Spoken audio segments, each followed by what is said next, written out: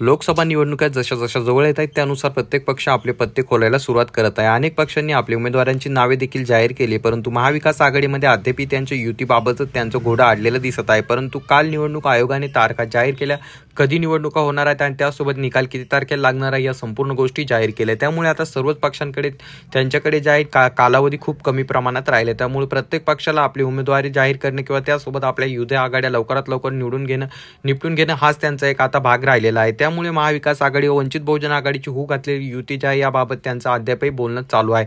परंतु अशा असताना आता पॅंथर सेनेचे अध्यक्ष असणारे दीपक केदार यांनी थेट राष्ट्रवादीला पाठिंबा दिला आहे। काल झालेल्या एका पत्रकार परिषदेमध्ये जयंत पाटील यांच्या समोर जे आहे त्यांनी राष्ट्रवादीला पाठिंबा दिलाय, त्या प्रकारची त्यांची पत्रकार परिषद सोशल मीडियावरती मोठ्या प्रमाणात व्हायरल होती। दीपक केदार यांनी थेट राष्ट्रवादीला पाठिंबा दिल्यामुळे सर्वच ठिकाणी त्यांची चर्चा होताना आपल्याला दिसत आहे। तर चला पाहूया नेमकं ते काय म्हणाले। परंतु तत्पूर्वी विनंती असेल, चॅनलवर नवीन असाल तर चॅनल नक्कीच सबस्क्राईब करा।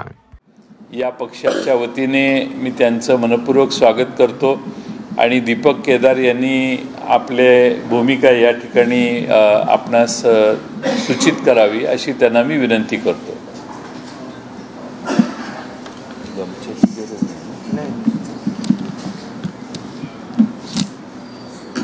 गेल्या 10 वर्ष महाराष्ट्रातल्या अन्याय अत्याचाराच्या विरोधात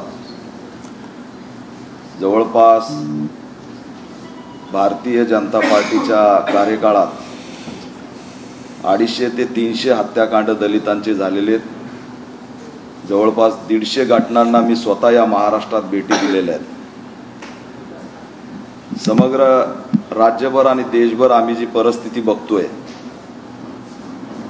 संविधान आज धोक्यात आहे आणि 400च्या वर जर खासदार आले तर आम्ही संविधान बदलून टाकू अशी भूमिका भाजपच्या काही खासदारांची सुद्धा व्हायरल झालेली आहे।